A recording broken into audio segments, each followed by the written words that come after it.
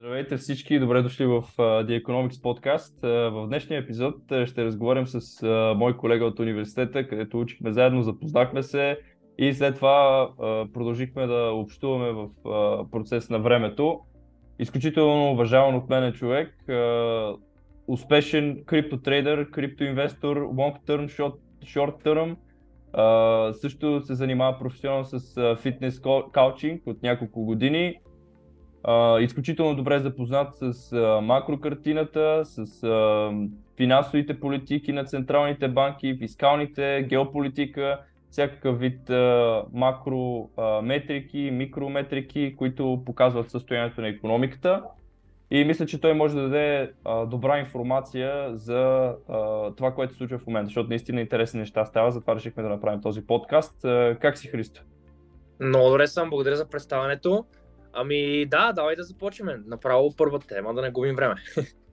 Така, значи първо искам да видим едно по-макро ниво да погледнем. Разбира се, искам да започнем с щатите, защото щатите, разбира се, контролират долара, чрез който налагат всъщност своята доминация. Какво е положението в щатите, какво се случва, кое на теб ти прави впечатление, Христо?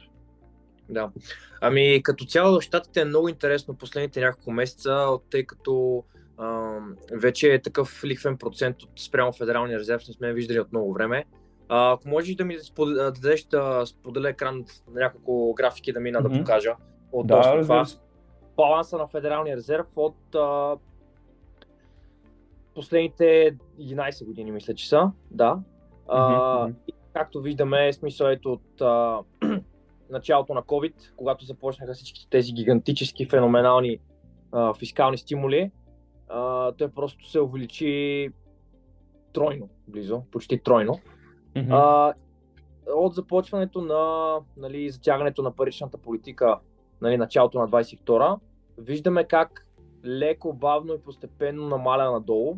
Това са естествено жалки опити, защото всички знаем, че в дългосрочен план това винаги приключва рано или късно с рецесия, отново обръщане на монетарната политика в посока нагоре, печатане и принтиране и количествени програми.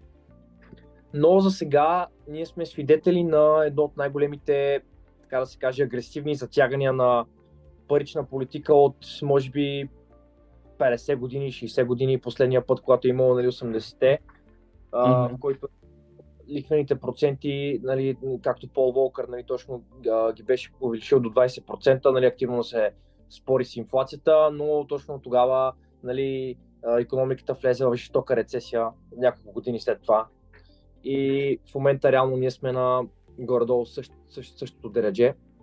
Очаква се рецесията, много икономисти, хора, които прогнозират икономиката, гледат пазарите, те очакват за 2024-та доста метрики и други, просто пищят рецесия. Също ако мога да покажа сега още някои интересна графика. Само един коментар да направя, понеже даде примери от 80-те, тя графиката няма от 80-те, тогава само че тогава няма една рецесия, тогава има 70-те и 80-те имаме рецесия, след това обръщане на тенденциите, всичко зависещо от Феда. Буквално те дигат лихвите, веднага влизат в рецесия, след това свалят лихвите, излизат от рецесия и така няколко пъти през цялото десетилетие, включително 80-те. Да, абсолютно. Ето тук сега тази графика на Fidelity, много интересна, тя показва като цял самия cost of capital. Демек реално колко струва самото финансиране ти, ако искаш да вземеш заем или дълг от някоя банка и колко струва фактически неговото лихвите по него, които плащаш в краткосрочен и дългосрочен план. И ето можеш да видиш в септември 2021 година. Значи тук на графиката ти е отбелязано, в смисъл това е на Barclays, на най-голямата банки. Това е нейната висока лихва, нейните облигации, като цяло, които пага. И тук реално графиката мери в basis points, в bips. И ето в смисъл реално 5,50 горе-долу на нивото на Федералния резерв, който е то в момента. И можем да видим как включително и 10 годишните облигации и тая, която е агрегатната на Берклис и 30 годишните ипотеки в щатите, целият този самия цената на това финансиране на капитал просто се оскъпява адски много. което само по себе си води до все повече трудности, секване на кредита, все по-малко. Забавя на икономиката, да. Да, само че тук по-малко. трябва да направим, понеже ти спомена, че това е най-агресивното от 40-50 години. Да. 50 няма, от 40 години насам най-агресивното покачване на лихвите и сега оскъпяване съответно на кредита. Само че това се случва в контекста на над 10 години агресивно печатане няколко QE-та, т.е. няколко quantitative easing от всички централни банки в света, т.е. рекордна инфлация, брутално ниски лихви, най-ниските лихви за последните 2000 години, т.е. трябва да се върнем назад към Римската империя, за да видим отново някаква корелация с лихвите, които бяха, защото дори в момента в България все още не е нормално, никога в човешката история световната не е имало ипотеки жилищни, които са под 3%. Тук говорим за 2% и половина. В Щатите дори 30 годишна фиксирана ипотека с 2%. Това е брутално. Да. Каква е другата графика? Да, това е графика, която като цяло най-просто казано да добие представа на зрителите. Каква е възвръщаемостта от началото на пандемията до днеска във всеки един от секторите, които са.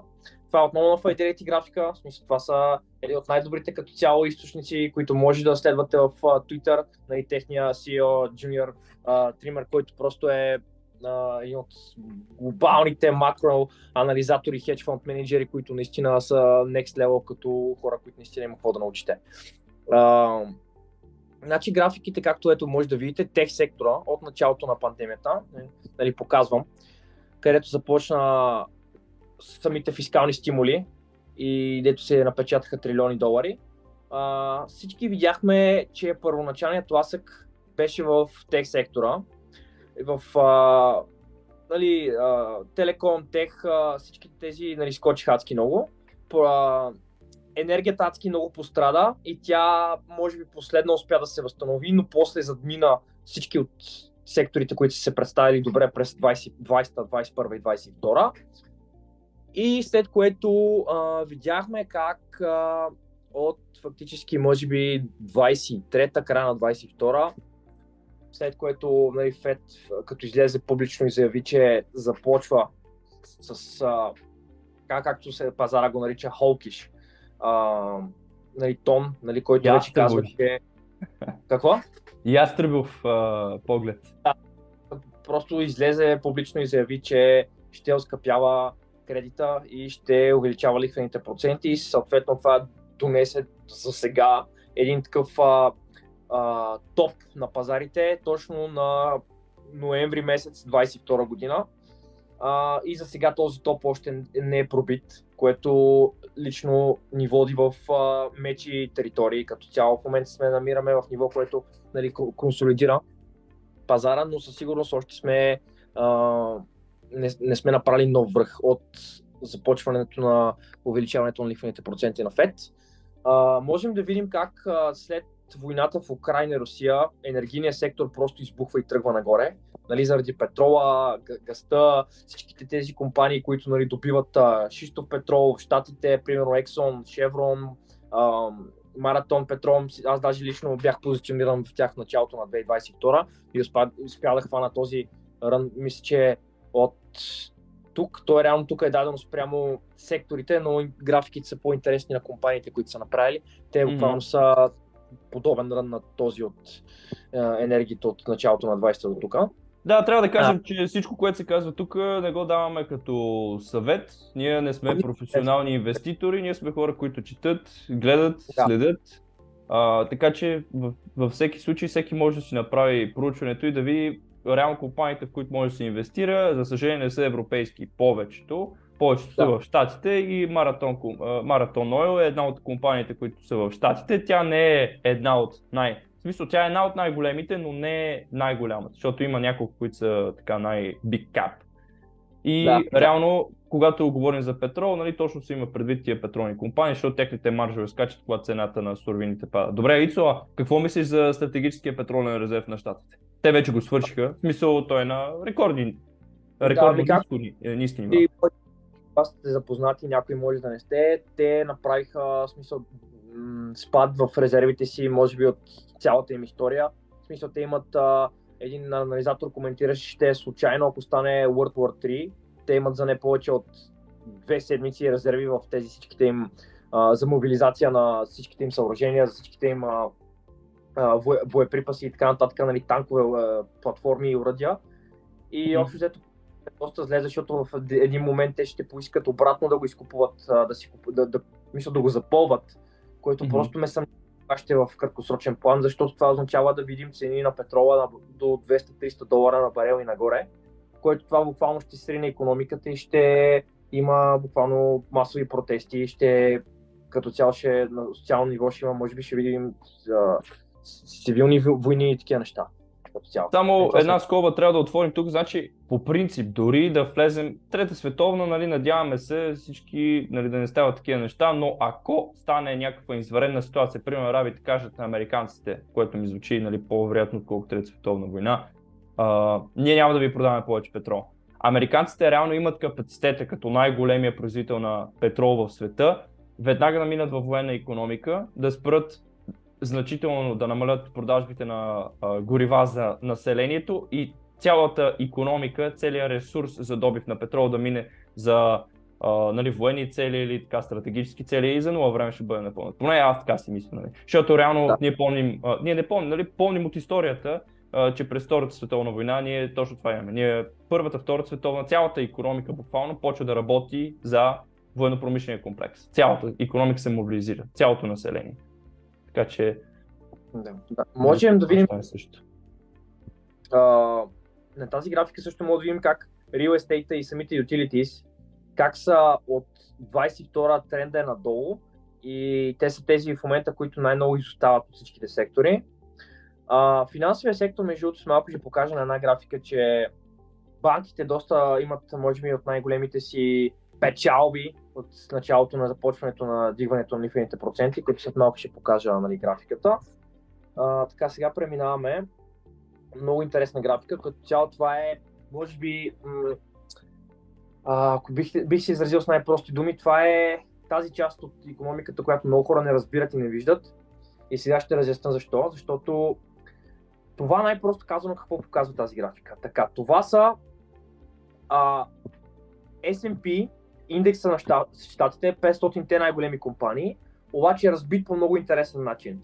В лилавата графика, това са 7-те компании, които имат най-голям сектор, мисля, това са Nifty 7, които са най-добре представящи, това са Apple, това са Tesla, това е Amazon, това е Microsoft, това е Alphabet и мисля, че не е Nvidia, 7-те най-големи компании, които като цяло имат най-голям дял в индекса и като цяло нещо става с тези 7, индекса има най-голяма тежест от към волатилност и разлика в цената. Така, това е представянето на индекса, само съдейки по тези 7 компании. Така, това е в синьо, можем да видим представянето до сега 4300 на индекса. Може само малко да го зум-аутнеш. Да. Не, зум-аутнеш, защото не се вижда. Да, сега вече се виждат колко поинтс. Да, така, значи 4300 е сегашните базисни пункта на S&P, спрямо представянето му до момента. Така. Това е включително всичките компании, които включва. Така. И най-интересната част сега е микрокаповете. Това са всички малки капитализации, които се включват в S&P 500 или като цяло капитализации, които са като цяло са с подсредния, нали, точно това са микрокап. И това, което е най-интересното, LT Governments, което представляват пък най-малките компании и средните тези, които фактически са конкуренти на тези, които знаем ние до Amazon, Microsoft, всички тези конкуренти, които се опитват по една или друга идея да спечелят дял от този пазар, но както виждаме доста неуспешно, защото те, съдейки по перформанса на S&P, те ще се намират по доста зле представили се. Така, ако можем да заключим до тук, това, което хората наистина не разбират, е, че най-големите компании, тези, които виждаме до тук, топ 7, това са компании, които са впленили така доста добри корени от към маркетинг в нас и това са компании, които целият свят ще е зависим от техните услуги и сервис. Мисъл, Amazon всеки ще иска да си купува най-ефтината стока, бърза доставка на следващия ден. Microsoft всеки ползва, всяка голяма компания ползва техния клауд. Alphabet всеки от нас познаваме поне по 10 човека, които използват ежедневна база Google, техните тръстачки, виждат множество техни реклами и така нататък. Това са компании, които са тук да останат. Те просто не виждам как биха фалирали. Така, но проблема е тук, че компаниите, които фактически са най-засегнати от затягането на паричната политика на Fed, са именно тези, които са микро и mid-caps. Тези компании, които са конкуренти на тези топ 7. И те са реално тези, които най-старат най-много, защото техният дял все повече се свива, все повече намалява. И сега ще покажа на... По подобие, само един коментар да направя и аз. Може ли само да върнеш на предишната графика? Да. По подобие на банките, значи когато гръмнаха няколкото банки в Щатите, най-много пострадаха малките банки. Нали, големите банки спечелиха от цялата работа, защото депозантите, хората с много пари, отидоха в големите. И това е също една кофти централизация, понеже тези компании са световни, докато останалите по-малките компании, те са повечето в Щатите оперират и те много по-бързо са засегнати от политиката на централните банки, защото техните маржове падат много по-бързо, отколкото маржовете на големите компании, но въпреки това, лично мое мнение, че големите компании също ще бъдат засегнати, също ще бъдат много разпродадени. Нали, защото ние реално още не сме почнали да усещаме ефекта от качването на лихвите. Една от причините може би е точно харченето на правителството на щатите, но това ще го засегнем малко по-късно. Друго нещо много интересно, което е просто фрапиращо, което няма как да не засегнем, е самото количество пари в обращение просто е на възможно най-свитото от, както виждате, от 60-те години достига тази графика, не е имало такова свиване в M2 Money Supply, мисля, това е процентно годишно намаление, което лично на мен това ми пищи от всякъде рецесия и че нещо просто ще се спука, не знам аз какво ще избия от някъде, но това е реално ефекта на Fed, затягането на паричната политика плюс намалянето на баланс шита от самите им резерви. Ти нещо да скажеш? Интересна графика. Какво ще стане? Ще я оставя докато решат, т.е. докато не стане много зле, докато хората не почнат да излизат по улиците и да крещят оправете инфлацията, оправете икономиката, тогава ще обърнат нещата, както виждаме в началото, нали, където е 20-та година, като започне, даже още от края на 19-та, огромният пъмп на пари, нали, това са тия трилиони, които бяха създадени в началото на пандемията и след това, нали, съответно, изтеглянето на тази... Всъщност това не е изтегляне, това е процентната промяна. Нали, това не означава, че са изтеглени пари от икономиката, защото това щеше буквално да... Което реално хората атакуват по друг начин, че щом имаш намаляне на паричното предлагане и то се намаля в глобален план, нали, става въпрос, това означава, че имаш повече намаляне на долари, които са в обращение, което само по себе си означава, че доларът става по-рядък, по-ценен, по-търсен. И това ме навежда на мисълта, че можем да видим така доста повишение в долара в краткосрочен и средносрочен план. Не знам точно доколко, но фактически има още поле за изява при него. Ние пак сме се запътили специално за еврото отново до паритет. Бяхме стигнали до нива около 1,13, т.е. долари 13 цента за 1 евро. Сега сме на ниските нива, малко над долари нещо за евро. Да. Може ако я имаш тази графика, може да покаже, нали, доларовия индекс, т.е. измерен долара срещу основните валути, нали, не само еврото, а и японска иена и така нататък. Имам, тя е на графика, в смисъл на тренинг по платформата. Да. Нека да видим по-нещо нещата, които са наистина интересни и вълнуващи. Значи това е от началото на затягането и на паричната политика и лихвените проценти. Това са всичките фалити, които са обявени на тази графика, като има сигурно много, които не са регистрирани до този етап. Ето тук в пунктирането е започването на повишаването на лихвените проценти. Както виждаме в момента фалитите са на почти най-високи нива, като изключим, нали, пандемията, защото тогава просто много бизнеси за първ път като цяло преживяха такъв период и те ресторанти, нали, хотелиери, много такива бяха просто недоброжелателно бяха принудени да фалират. Малките и средни бизнеси, да. Докато големите бизнеси, интернационалните спечелиха изцяло. Да, но това беше форс-мажорно. Сега интересното е наистина нещата, които са просто не са такива като Black Swan евенти, като пандемията, защото то е Black Swan евент, неща, които не ги очакваш. Тягането на паричната политика, то не е, то е очаквано. Той Федералния резерв излезе и си го каза и продължи до ден днешен, лихвите са на 5,5% базисни и следващия път може и евентуално, защото на инфлацията миналата седмица излезе по-високо от очакването и той може да направи още 0,25 basis point хайк. Което означава, че реално, както нали, Алекс спомена преди в началото, че ефекта реално от лихвените проценти той не започва веднага, той започва да се усеща от 12 до 18 месеца след вече, които са на високи нива, които наистина просто почват да секва самото кредитиране във всички сектори, потребителите и оттам да се отразява в цялата икономика.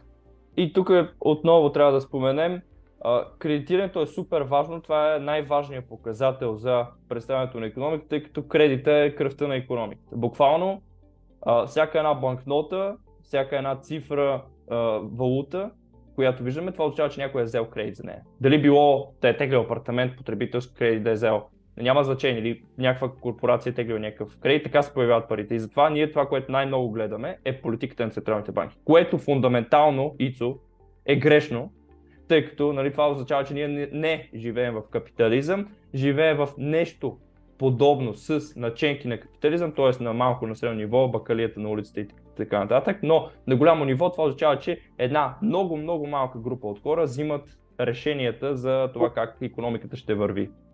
Точно, даже няколко точно членове от щаба на Федералния резерв буквално управляват и ви казват колко струва капитала по целия свят, колко струва реално неговото финансиране и неговото кредитиране фактически, вноските по него бъдеще. Тоест колко ефтино можеш да си купиш кола, да си купиш къща, да си изтеглиш заем за жилище, т.е. за потребление или за бизнес, няма значение.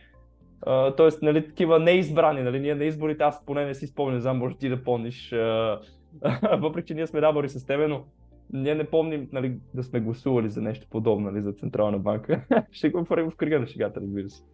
Да, и като цяло, относно за тази графика, още последен коментар. Зумни отново, ако обичаш, защото при мен ние сме... Не, zoom out. Направи е по-малко, защото при мен се виждаме още. Можеш ли още да е zoom out нещо? Защото продължава. Само до май месец се вижда в момента. Или тя е до там? До там е. Добре. Не ли виждаш? Не, сега се вижда. Просто не искам да отрязваме за това, да. Това са парите до момента. 24-та, аз лично очаквам цялото това движение по две още нагоре. И тук не говорим за ресторанчета, нали, защото поне това, което виждаме ние по улиците, тук не говорим за ресторанчета, за нали, такива малки бизнеси, тук най-вероятно говорим за бизнеси, които не са в сервис сектора, който беше най-тежко ударен. Тук говорим най-вероятно за фирми, които са с по-голяма експозиция върху жилищния сектор, нали, защото реално една много голяма част от икономиката е в жилищния сектор. Просто като пример го давам. И ето е тази графика, която фактически трябваше в началото нали, да покажа, но това е реално нетния лихвен падеж, като цяло, който нали, като цяло трябва да се изплаща спрямо публичния дълг на щатите. И това е именно точно ефекта от затягането на паричната политика. Можем да видим как със самия публичен дълг, който ако не се лъжи в момента беше 32 трилиона. Мисля, че беше... Не, мина го. 33,5 мисля, че в момента сме в щатите. Публичния, да. Защото те буквално тук за 2 седмици, мисля, че около половин трилион създадоха, да, за последните 2-3 седмици. Да, и половината GDP на Англия за една година. Нещо това бях коментирал. Да, добро сравнение. Да. Смисъл и това очаква се повече да се засилва, но това е до един момент. Значи тук хората трябва да разберат, че тази графика трябва да ви говори три неща. Както Рей Далио беше казал в неговата книга Changing World Order, нали, промяната на световния ред, че държава, която фактически има неплатежна способност да си плати по дълга, има три опции. Първият е като цяло, която на всички ни е позната, световен конфликт като цяло.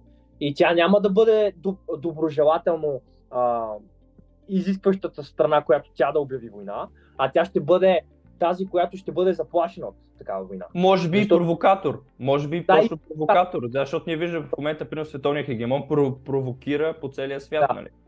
Да. Другото нещо, което всички им е ясно от историята до сега, че нито една държава не си е платила дълга, който е натрупала през годините спрямо, нали, който им е публичен така дълг. Всичките неща свършват с безкрайно печатане на пари или самата девалвация на валутата или брутална хиперинфлация и така просто като цяло са двете опции на края на всяка една империя, която приключва рано или късно своя световен ред. Имаме като опция и честен дефолт, просто излизат един ден от правителството, казват, ние не можем да си плащаме, само че мисля, че в историята примерите се броят на пръстите на едната ръка, нали, за това нещо. От 5% вероятност да стане. Да, аз не мисля, че сме близо дори до 5%, но това също е вариант, нали, трябва нашите зрители да го знаят това нещо. Да, така. Просто никой не са честни и когато пада нивата на дълга, това просто означава, че икономиката по някакъв начин върви и се печатат пари и така самия дълг се обезценява. Но има едно ниво, откъдето няма връщане назад. Горе-долу 90-100% няма връщане назад. В момента щатите са на 130, 140. Да, толкова. Ами ето една графика, която отново това е, може би така да се каже, фундамента и сърцето, какво става вътре в самата икономика от към производство, строителство, нови поръчки и така нататък. И тя е точно ISM Manufacturing PMI, нали, която точно отговаря за новите поръчки, новите производства и така нататък, нали, в икономиката. И както виждаме, тя е на почти нива, които винаги като се достигнат в историята, стигаме рецесия. Както виждате, тази графика показва данни от 1956 година до момента. И сега правим много сериозни флиртове, така да се каже, с нивото 45. Да, като стигаме до 22 година, за сега нямаме данни в момента, или поне ние не можем да видим, но... Не, септември 23-та е тук. Може да го зум аутнеш, защото от моя страна, където правя скриншер, се виждат нашите лица, като говорим в момента. Да, ето, сега е супер, да, сега се вижда. Да, това е добър показател, да. Това е добър показател, защото бъдещите поръчки показват доста добре състоянието на производствения сектор, който е реално единствения, който има огромно значение, защото, нали, сервис сектора просто, нали, това са услуги. Аз ти давам на теб, ти ми даваш на мен. Аз ти правя кафе, ти ми правиш колата, примерно. Да, и това нещо като цяло не тръгне да се ревърсва нагоре, няма как да говорим, че икономиката е окей, че всичко е здравословно, че сме избегнали рецесия и така нататък. Сега трябва естествено да гледаме и другата страна на монетата, че всички говорим рецесия. Що се отнася за това, както, нали, преди малко споменахме, че няколко члена определят, нали, света на къде ще се движи, нали, бордовете на Федералния резерв, така че те могат да направят всичко възможно тази графика да я обърнат за по-малко 4 месеца. Също и още едно нещо, значи по принцип във всеки един от анализите, който аз съм гледал, предполагам и който ти си гледал, така по-сериозните неща, които се говорят, са, нали, от по-сериозните анализатори, искам да кажа. Винаги се говори рецесия. Само че има един много важен фактор. Примерно в момента, от последните 3 години, обедняването е брутално. Ние всички можем да го усетим чисто на битово ниво, за елементарни неща за вкъщи, нали, не говорим за някакви такива големи луксозни стоки и поръчки. Тук говорим за елементарно ниво, т.е. ние обедняваме, т.е. икономическата активност, реално стандарта на живот в целия Запад, включително и в България, пада. И това е реално една рецесия. Да, всички имат работа в момента, незаетостта е висока, но реално стандарта на живот пада. Реално по истинска дефиниция, нали, рецесията е точно това нещо. Да, единствено нямаме високата безработица в условията. Тоест, искам да кажа, че по всякакъв начин правителствата могат да фризират данните както си поискат, така че да не ни показват рецесия, ние в ума си да не асоциираме случващото се с рецесия, но реално ние да сме в рецесия, тъй като индустриалното производство е бавно, нали, забавя се, инфлацията е висока, реалната покупателна способност пада. Или по-скоро да сменят тълкованието за рецесия като наименование, какво точно да значи и да го променят както те си поискат, както им изгражда, само и само да убедат публиката, че не сме в рецесия, всичко окей. Да, живеем в най-хубавия възможен свят. Може ли следващата графика или това е последната? Супер. Така. Ами, това е също графиката, която просто тя е категорична. Това, нали, показва като цяло обръщането на кривата по облигациите. Нали, като цяло това е 10 годишните облигации с 3 месечните облигации, които, нали, дават доходност. И реално какво се случва? Случва се така, че 3 месечните облигации дават повече доходност от тези, които са 10 години, които реално тук това нещо трябва да ти говори, че как 3 месечни облигации ще ти дават по-голяма доходност от 10 годишна. Може да обясниш защо се случва това нещо? Защо, как може 3 месечна облигация да струва колкото 10 годишната? Ще обясниш ли на хората? Да, просто всичките хора се предпазват и купуват тези, които са short-term treasuries, нали, те се водят, нали, 1, 2, 3 месеца облигации, защото очаква да има някакъв проблем като цяло и тя тръгва да се покачва основни и отнагоре. И съответно се разминава с тази, която е 10 годишна, която 10 годишна хората знаят, че това не са нива, които тя ще победи инфлацията в дългосрочен план и те се застраховат с по-краткосрочната, че евентуално те вече виждат, че те си губят парите по тези, които са им по long end of the curve, нали, на облигацията, нали, тези, които са 10, 20, 30 годишните и така нататък. И просто отиват на по-краткосрочните, които сега в този момент може да си предпазват спестяването от инфлация. И тук виждаме всъщност точно това нещо, нали, обръщане на тази крива, т.е. дългосрочният дълг, дългосрочната перспектива за дълга е доста негативна. И това обръщане е точно централните банки, огромни намеси в пазара на дълг, за да могат да манипулират нивата на процентния лихвен процент, т.е. малко тавтология се получи. Мисля, че всички ме разбраха. Да, интересна графика със сигурност. Интересна графика. Да. Така. Ето го, това е една графика, която, нали, тя показва като цяло вероятността за рецесия през 2024 все просто се ескалира нагоре, нали, се увеличава. И това, нали, тази графика показва като цяло проценти, колко пъти колапсата, нали, се увеличи след пунктираната линия, нали, след 60. И имаме, нали, фактически обратна крива по доходността и от кърв за 12-месечни периоди като цяло. И общо взето в момента сме на нива, които не сме виждали като цяло, точно както споменах в началото на епизода. От 80-те години последния път сме имали такова значително увеличаване на тази крива. Също тази графика ни показва и нещо много интересно, Ицо, ако забелязваш, всеки един скок в графиката, нали, който можем да видим, всъщност е предвестяван от покачване на лихвите. Така че това също е и графика на лихвите. Да. Покачването на лихвите или, разбира се, не напълно, но или някакво друго събитие, но най-често е паричната политика. Да, абсолютно. Да. Така, нека видим малко да засегнем... Така, любимото. И за недвижимата болест, нали, както недвижимата болест, да. Професор обича да казва. Виждаме вече за такъв диапазон толкова много време, най-после да видим наистина намаляне просто на цените наистина на жилища в щатите, като това естествено са засегнати първо тези, които са най-надценени, най-скъпите и най-луксозните имоти, и след което те си продължават, нали, със своя спад да засягат и всички останали.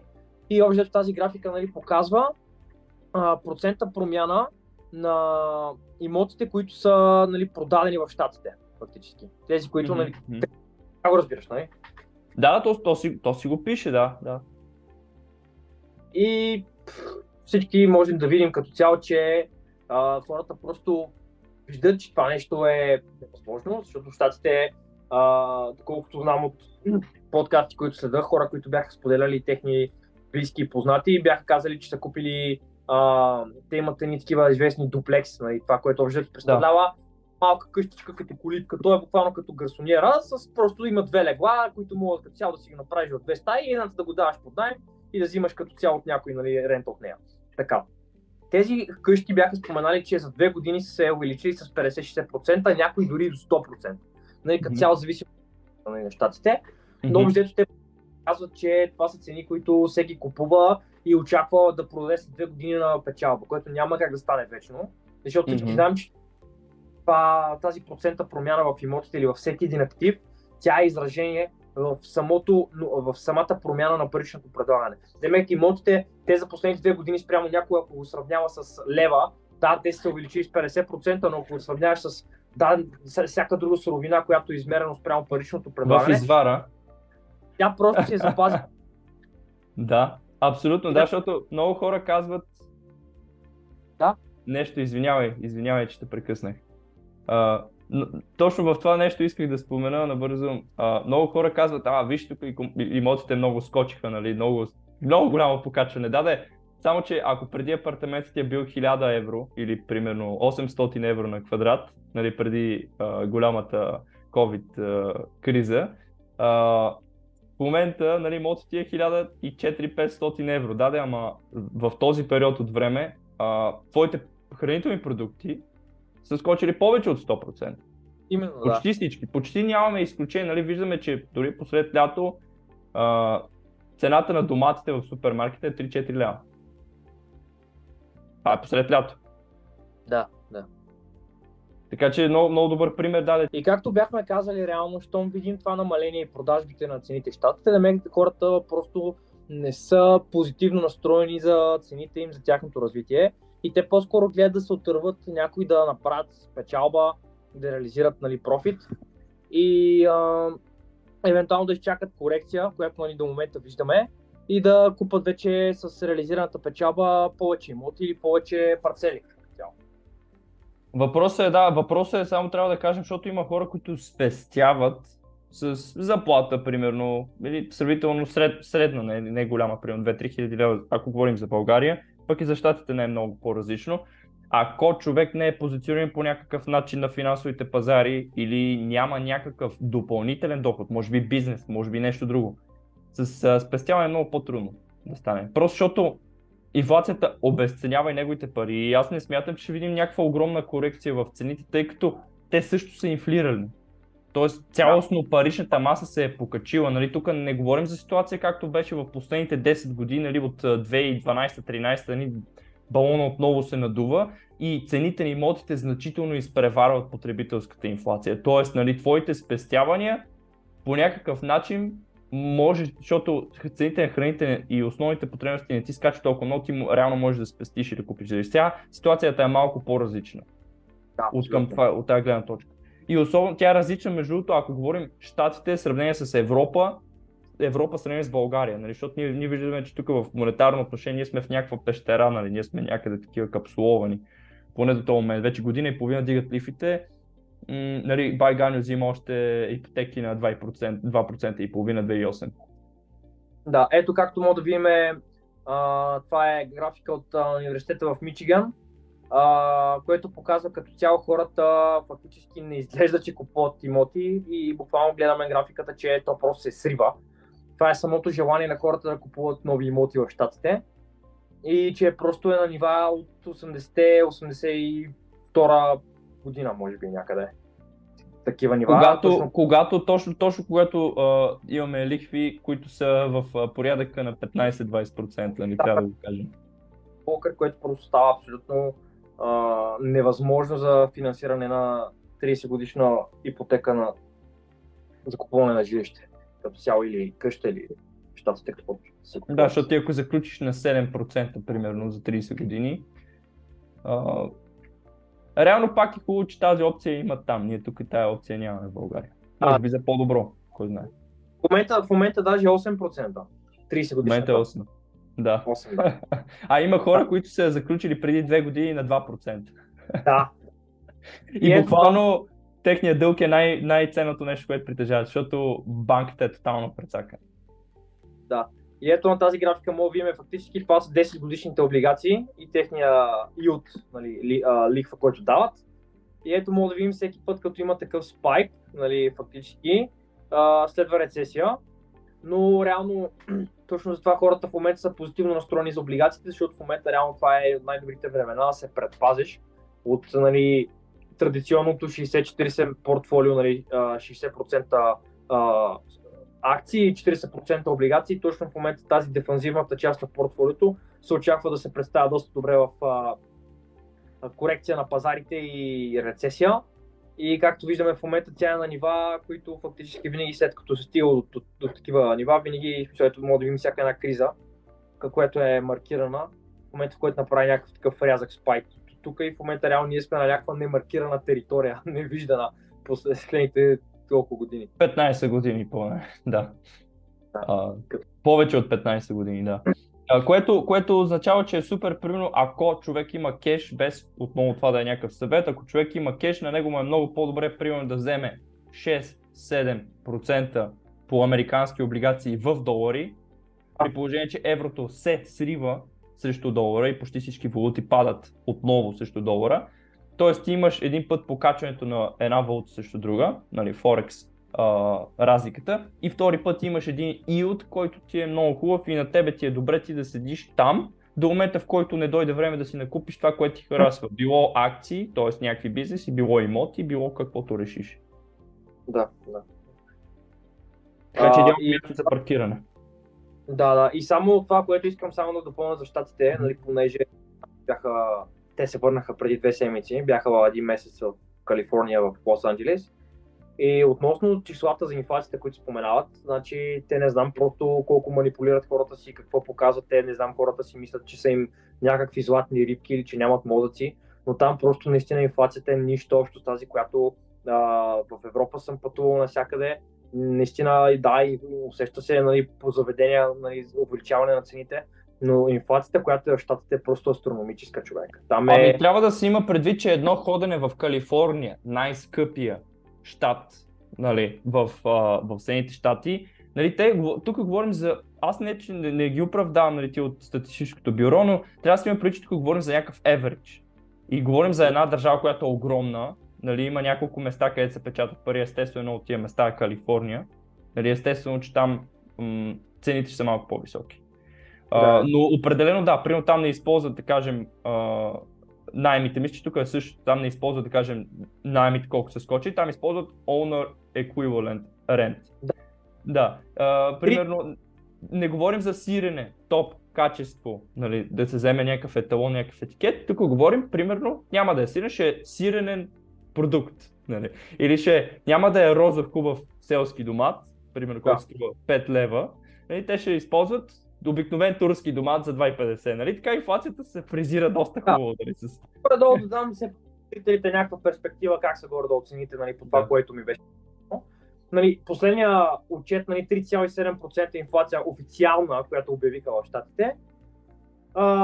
Значи само за пример, нали, бих казал, примерно се едно в Дамола си представете, където е третия етаж, там където са всички заведения, нали, франчайзове.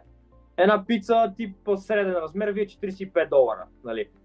Кафе да седнете където, в което и да е заведение или кафене, под $6 еспресо няма, нали, като цяло. Да. Аз помня, миналата година беше скъпо, като ходихме, понеже ние бяхме за няколко дни в Калифорния, беше доста скъпо и ние минавахме с улична храна. Нали, хот-дог, пица, нали, такива работи. Те са скъпи. Тези хот-дозите и бургерите на улиците са по $80, ми беше казал баща ми. Толкова, да. Да, бензина им е малко по-евтино тук, но за сметка на всичко останало като цяло. Но все пак трябва да си има предвид, според мен американците пак са в много по-добро положение, защото ако погледнеш GDP per capita, нали, метриките, там виждаш, че американците са на едно от най-горните места. Ако ги сравниш примерно с Европа, нали, ако преди 10-15 години, т.е. допреди кризата от 2008, Европа е била дори малко по-напред, в момента щатите сериозно изпреварват по доходи европейците. Така че да, наистина там е по-скъпо, там има такава вътрешна инфлация, има и външна инфлация на долара, която е много по-слаба и ние се привличаме от нея, но вътрешната е по-силна, но въпреки това аз не мисля, че средният американец е, да кажем, по-зле, отколкото, да кажем, средния италянец, средния българин, средния германец. Поне субективно мнение, разбира се. Забелязва се, да. Въпреки, че щатите реално средния американец е много субективни относително, защото там всичко, което е по-тъпър middle class, бих казал, че мизерства. Там средната им класа в щатите е, нали, поради доста голям wealth gap, нали, фактически между разлика бедни и богати. Там наистина трябва висока средна класа за да живееш лично с моя Американската мечта. и като... Американската мечта, да. Да, Обаче това, нали, трябва да кажем на хората, понеже ние ги следим тия работи, трябва да се има предвид, нали, че това изтъняване на средната класа е с целенасочени усилия. Нали? Винаги намеренията са някакви добри, нали? Винаги за нещо хубаво се говори. Сега, примерно, първото нещо, което ми идва на ума, което ще накара, нали, ще бекфайрне, буквално ще бъде много лошо за хората. Примерно искат да премахнат всички такива скрити таксички, които са на малките компании. Нали? Джо Байден, неговата администрация, казва, ние ще ги махнем тия таксички, няма да се таксува примерно допълнително за багаж, ако той е по-голям и така нататък. Реалната крайна цел ще бъдат по-скъпи билети, което означава, че бедните и средната класа, които пътуват с този вид транспорт, нали, по тия нискотарифните компании, ще плащат повече и ще обеднеят в изражение на колко билети могат да си купат на година, примерно, със средния доход. да. Просто едно, иначе те са примерно тия IRS agents, които са, нали, като тия нашите НАП, нали, данъчните, нали, това не са продуктивни работи, те наеха десетки хиляди служители да ходят да тормозят малкия и среден бизнес. Нали, това също е целенасочена стъпка да се унищожи, нали, тази средна класа, да падне покупателна способност на средния човек, да има само повече. Нали, това звучи като някаква конспирация, но реално, нали, всеки може да си последи да ги види. Е факт, да. Така, значи тук ето мога да видим вече тази графика, която съм споделил. Нали, това е като цяло самата безработица или фактически хората, които, нали, си търсят нова работа. Мога да видим, че както графиката ни показва, просто буквално тенденцията е, че се едно се хвърля от скала. Все както, нали, е използван falling of a cliff. Нали, израза. Само че тук говорим за truck transportation, което мисля, че по-скоро нали, тук се има предвид за транспорта, т.е. нали, защото транспорта движи икономиката. Колкото повече транспорт имаш, толкова повече икономическа активност, затова се използва като някакъв вид метрика за, ето виждаме, примерно 2008, как имаме огромен спад, нали, защото активността в икономиката спира, съответно и шофьорите спират да карат толкова много. Този сектор от джоб сектора, който просто реално влияе толкова важна роля в доставките на супермаркети, магазини, всичките тези франчайзове, молове, складове, нали, магазини като Walmart, като Cisco, като, нали, дори складовете на Amazon, всичките тези, които бяха се оплакали, че липсват им много наброй хора, които, нали, фактически да им извършат техните логистика и транспорт и така нататък. Да. Интересна графика. Така. И ето това е тази графика, която, нали, споменах преди малко. Нали, това е фактически с печалбите на самите банки в самите резерви, които реално държат в тях. И можем да видим как фактически те се увеличават прогресивно от 2017 насам. И като тази тенденция фактически, докато лихвените проценти са високи, фактически хората си държат парите в банките, всички хора, които, нали, предполагам сте наясно за Fractional Reserve Banking, какво означава. Значи най-просто си представете, че вие разполагате с 10 000 лева в банката, от които реално банката да разполага не повече от 10% от този капитал. Даже в момента е приет нов стандарт, че може и дори да е под 5%. Демек се едно вие искате да си изтеглите всичките пари. Те ще ви кажат, не, това няма как да стане на момента, ама защо така, нали, тук трябва да подпишеш поне 10 неща, ще ви бавят. И в смисъл, както всички виждате, че реално има нещо, което фактически просто е много проблемно, защото всичките тези пари отиват реално за финансиране на венчър капиталисти, инвеститори, предприемачи и хора, които не искат да използват този капитал за някакъв нов вид инвестиции или сторене на, примерно, на недвижими имоти. Така. Другият този проблем, нали, който трябва да ви говори като цяло доста червен флаг, е, че именно точно така, банката държи 10% от резерва, който, нали, фактически съм депозирал. И точно това трябва да ви говори в една такава системна криза тип 2008, или примерно, ако бих дал сравнение, както в Гърция 2012 и както в Кипър 2014 видяхме, нали, когато хората отидоха масово да си изтеглят парите от банките, те им казаха, няма как да стане и бяха въвели максимум по 50 евро на ден да си изтеглиш, защото именно ако стане масово, хората отидат, има някакъв фактор, примерно война, конфликт и хората се притесняват, искат да имат парите кеша в тях. става едно тотално домино, защото банките просто тотално фалират, защото те не разполагат реално с тези резерви, които са генерирани. И оттам фактически стават масово банкови фалити, които реално бяхме видяли началото на тази година в Щатите. Да, доста добро сравнение. Доста добро сравнение. Банките имат интерес да държат нашите пари при тях. Защото специално в България, нали, говори се колко много депозити сме имали и така нататък, затова са били ниски лихвите. Но истината е, че банките правят следното. Те взимат вашите пари, дават ви една нула дават и купуват, например, немски облигации или някакъв друг вид облигации, които им носят 3, 4, 5, 6%, а на вас ви дават кръгла 0, нали?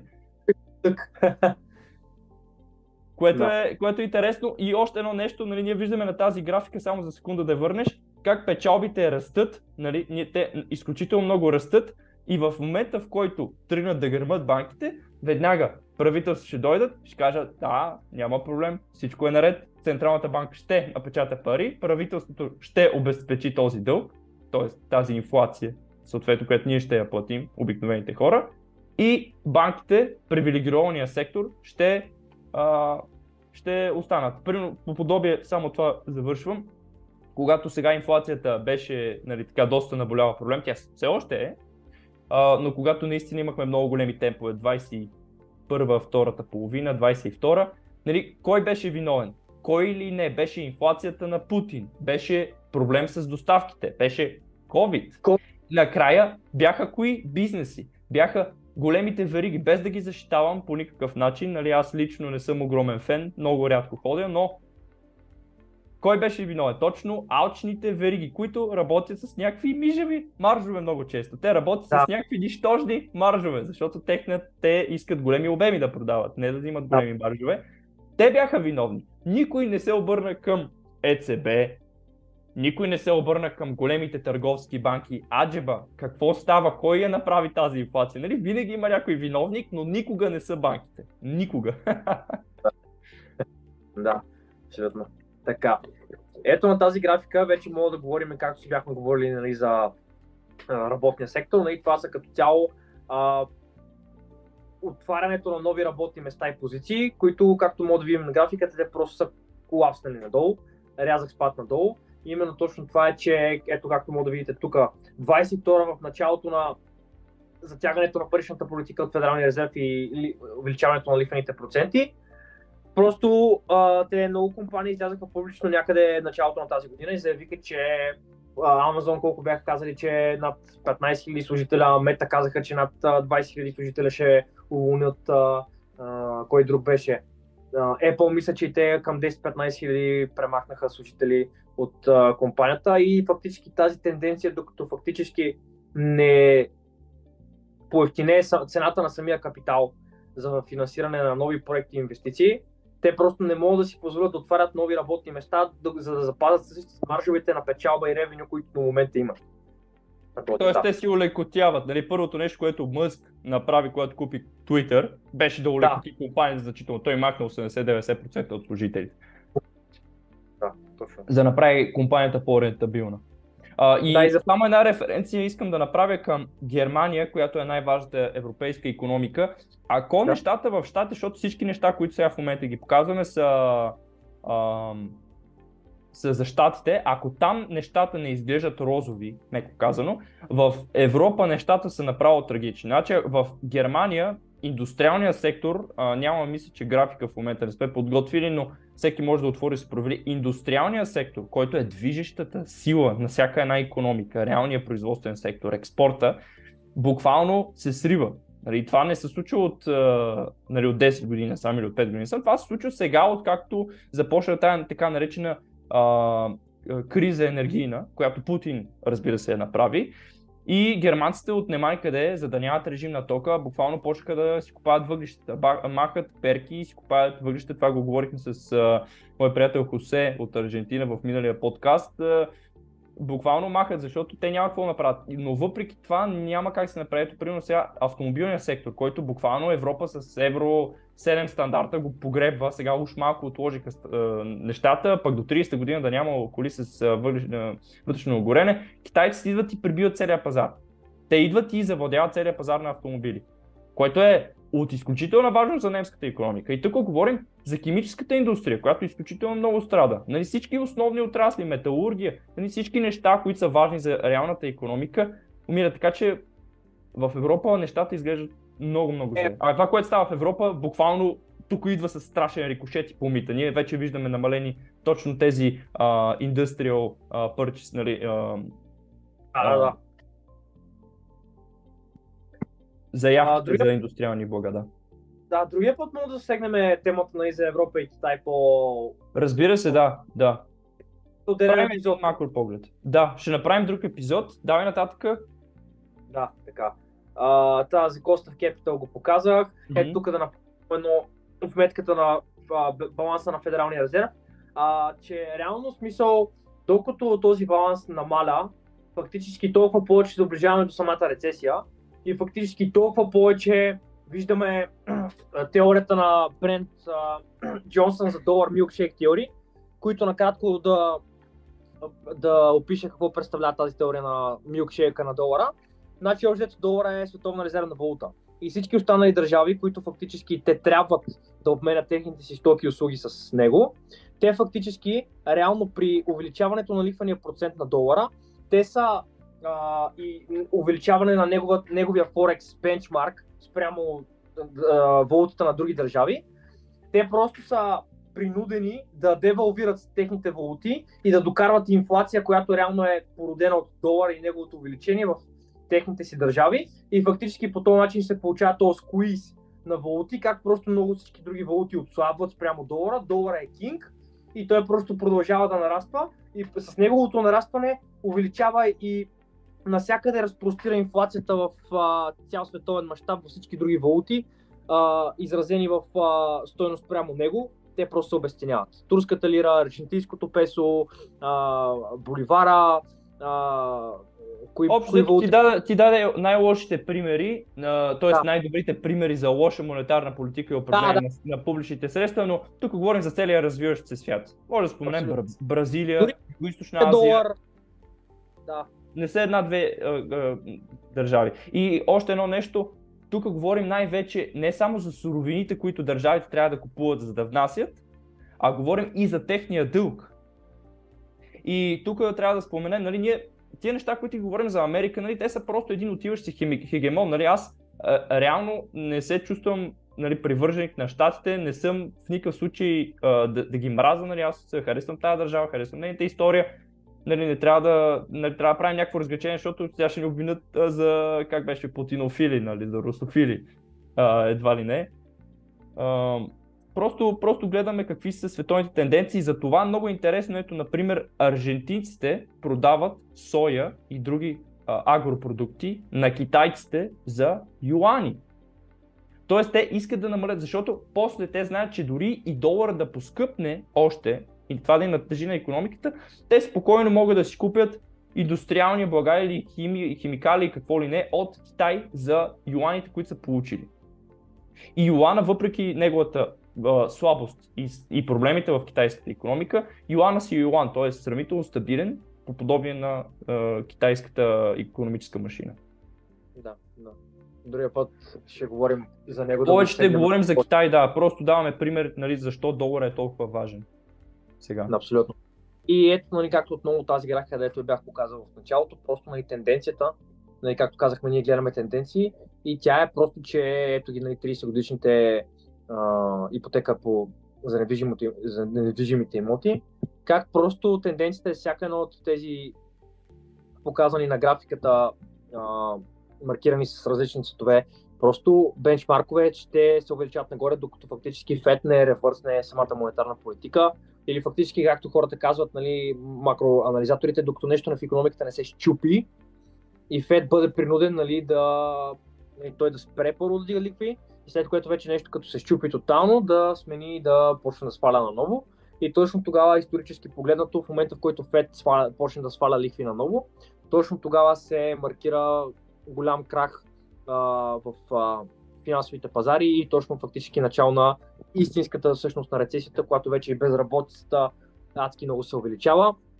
И това цялото нещо е придружено с нали, правене на нови върхове в индексите и после рязък спад на всички компании, техните ревеню, печалби и абсолютно това цялото нещо, което цяло нали, рефлектира целия свят. И оттам насетне нали, самата цена на капитала, като продължава да нараства, просто всичките компании ще страдат от просто не могат да си позволят да правят същите маржове, както преди. Все нещо трябва да икономисат, все нещо ще трябва да спестят. Но това ще изчисти икономиката. Нали? Да, но изчисти икономиката останат.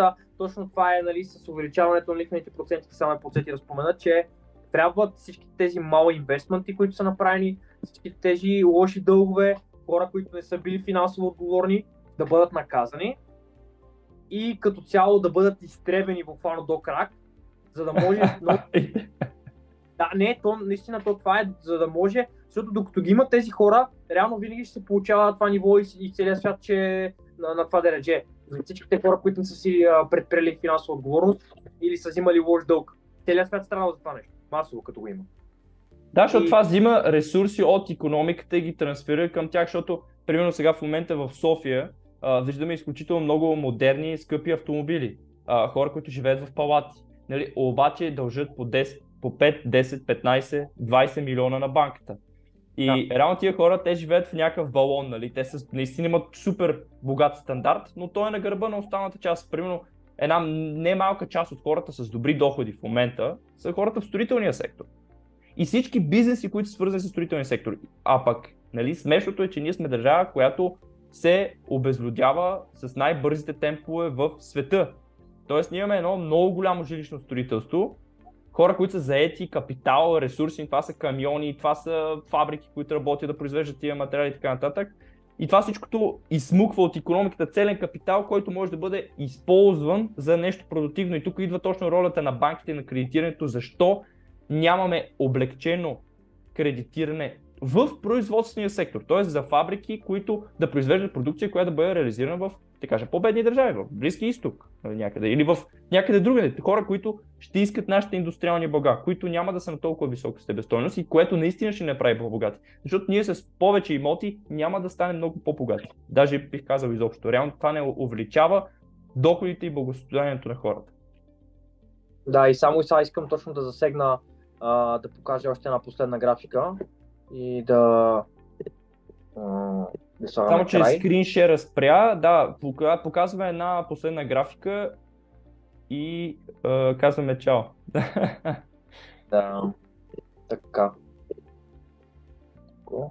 Така, виждаме го, да. Така. Това е фактически инфлацията и Федералния резерв, нали, спрямо началото на повишаването на лихвените проценти или като цяло обявяването на tightening cycle, нали, затягането на паричната политика. И това лилавото е Core PCE, които фактически това е най-важната част от инфлацията, която естествено тези числа пак са манипулируеми. Това е Core PCE, тя реално, нали, ако не се лъжи, тя измерваше храната и шелтера. Нали, тази...